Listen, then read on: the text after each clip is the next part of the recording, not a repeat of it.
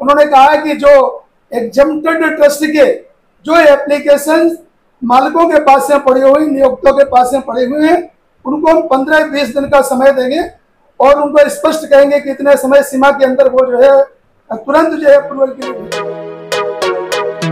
मैं तो कोई प्रवक्ता नहीं हूँ हमारे एनईसी का, जो भी कहते हैं वो सब अधिकार माननीय कमांडर साहब के पास में सुरक्षित हैं। वही जो है मीडिया के सामने आते हैं, वही बताते हैं, और जो बताते हैं वही हम लोग उसको सुधारी करते हैं। वही बात जो है पूरे देश में वही संदेश जाता है।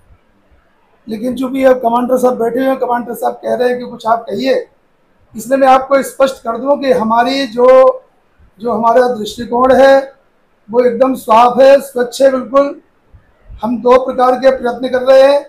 एक प्रयत्न है कि डिप्लोमेटिक प्रयत्न वो हमारे शुरू है, और उसी साइड बाई साइड में जो हमें संघर्ष की हमारी भूमिका है वह भी शुरू है।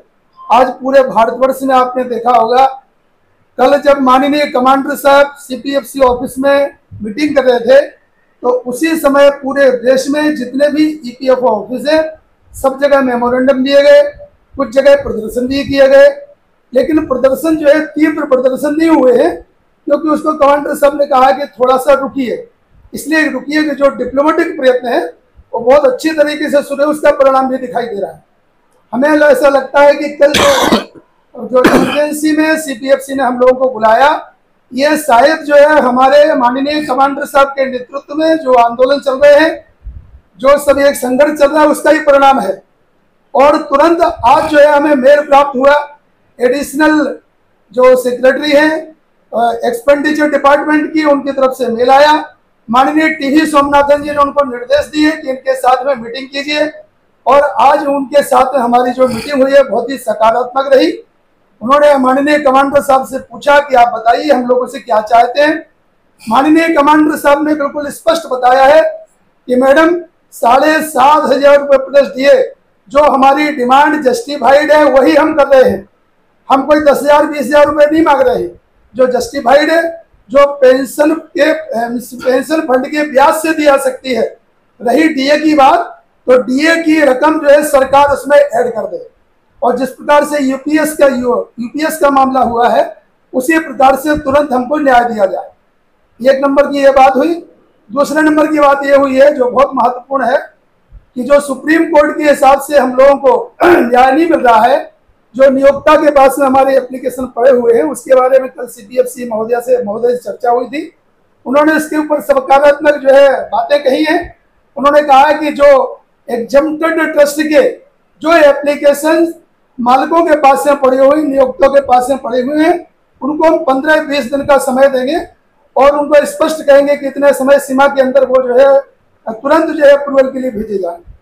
जिन एग्जम्प्टेड ट्रस्ट वालों के एप्लीकेशन जो है पड़े हुए हैं, दिशा निर्देश नहीं है, उनके बारे में दिशा निर्देश तुरंत दिए जाएंगे। ये भी माननीय कमांडर साहब ने कल स्पष्ट कर दिया है कि हायर पेंशन के बारे में हमसे ना ब्याज दिया जाए और ना ब्याज हमें दिया जाए। एक समय सीमा निर्धारित कर दे कि इसके बाद में ब्याज की आकारणी हम नहीं करेंगे और ब्याज हम ना लेंगे ना देंगे।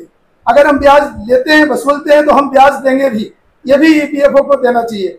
बुक एडजस्टमेंट के बारे में बात हुई, जिन्होंने कहा कि हम इसके ऊपर सकारात्मक जो है निर्णय देंगे।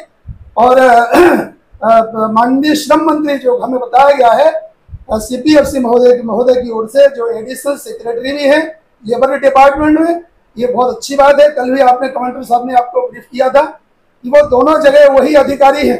पेंशन विभाग में जो संयुक्त सचिव उनके अंडर में काम करते हैं, और लेबर मिनिस्ट्री में, और यहाँ सीपीएफसी खुद ही है। तो हमें ऐसा लग रहा है कि सरकार की ओर से सकारात्मक कदम है, इसका हम स्वागत करते हैं।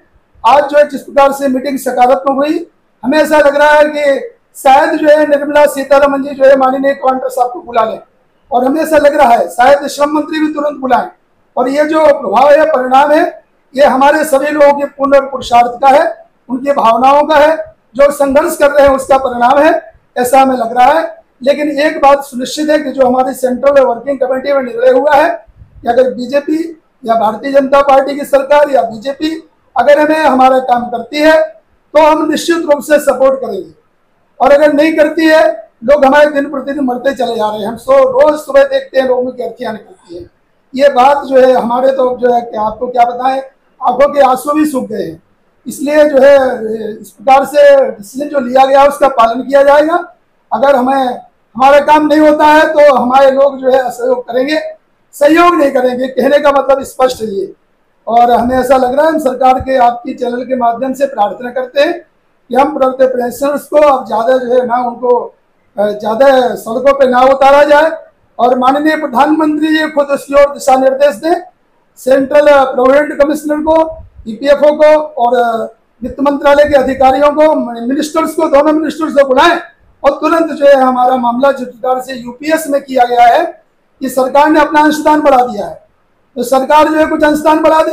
हमारा अंशदान 1971 से सरकार का 1.16 ही है, इसको बढ़ाया जाए और अगर ये बढ़ाया जाता है तो तुरंत हमारी मांगें मंजूर हो जाएंगी। और हम वही जो है बार बार माननीय कमांडर साहब जो है उसके लिए प्रयत्न कर रहे हैं। और हमारे जो भाइयों ने कल जो हमारा आंदोलन किया है पूरे देश भर में, कमांडर साहब ने कहा मुझसे कहिए आपके चैनल के माध्यम से हमारे सभी भाइयों को जिन्होंने कल का आंदोलन हमारा सफल किया है, उन सबके प्रति हम कृतज्ञता व्यक्त करते हैं। और हमारा संकल्प आपको फिर बता दें, स्पष्ट कर दें कि हमारा संकल्प सृजनात्मक है, यह सृजन का संकल्प है, लोक हितकारी है, इसलिए जरूर पूरा होगा और बहुत जल्दी पूरा होगा। सबको बहुत बहुत धन्यवाद, सबको बहुत बहुत बधाई। आप लोगों ने आंदोलन सफल बनाया उसके लिए थैंक यू सर। आपके चैनल को भी धन्यवाद। सवाल है आपकी, ये अमली जामा कब तक पहनाया जाएगा? जो हमारी मांगे हैं 7,500 प्लस दिए और नहीं, ये तो मैं इसका डेट तो मैं तो नहीं दे सकता, लेकिन एक बात जरूर है कि सरकार ने हरियाणा के इलेक्शन से पहले ही अगर ये करते हैं तो इसमें सबका फायदा है, हमारा भी है। लोग मरते जा रहे हैं, उनको कम से कम सुकून की ज़िंदगी कुछ दिन जिन्हें कुछ ज़्यादा मिले, और सरकार का भी इसमें फ़ायदा है। और इसमें हम ये कहना चाहते हैं कि वृद्ध लोग है, आपकी जनता है, आपकी हमारी तरफ आप नहीं देखोगे तो कैसे चलेगा। आज बिना कंट्रीब्यूशन के वृद्धापकाल की पेंशन एक घर में 2 बूढ़े 6,000 लेके जाते हैं, तो हम लोगों ने क्या गुनाह किया भाई? हमने तो ज़िंदगी भर कंट्रीब्यूशन किया है, अब उसके बावजूद अगर आप नहीं देना चाहते तो फिर आप न्याय नहीं कर रहे हैं, और फिर न्याय राजा नहीं करेगा तो कैसे चलेगा। उन्हीं से हमें न्याय की प्रतीक्षा है और वो जल्दी से जल्दी न्याय करें और हमारे लोगों को सुख समाधान से बची हुई ज़िंदगी जीने दें। कलाम साहब, एक बात और मैं आपको बता दूं, आपके माध्यम से हमारे जो भाई हैं, जो हमारा माननीय कमांडर साहब की ओर से प्रतीक्षा कर रहे हैं कि हायर पेंशन के बारे में कुछ जल्दी जो है इसका निर्णय हो। उसके बारे में एक बात और आपको हम अपडेट कर देते हैं कि हम लोगों ने डिमांड की थी CPFC महोदय से, जब वो मैडम थी नीलम सुमी राव जी, उससे कहा था कि हायर पेंशन के बारे में जितना भी क्वांटम है उसके लिए जो रकम लगने वाली है वो वित्त मंत्रालय से मांगिए। तो ये बात जो है श्रम मंत्रालय की ओर से वित्त मंत्रालय पहुंच गई है, उसके अलग से क्वांटम मांगा जा रहा है, जो कल हमें पता चला। तो ये हमारे लिए बहुत अच्छी न्यूज है। और लेकिन हमारे आंदोलन जो है शुरू रहेंगे, हम जो संघर्षात्मक हमारा आंदोलन उसको हम जारी रखेंगे और तीव्रता से जो है उसको करते रहेंगे माननीय कमांडर साहब के नेतृत्व में। Thank you sir. आपके चैनल को बहुत बहुत धन्यवाद देते हैं।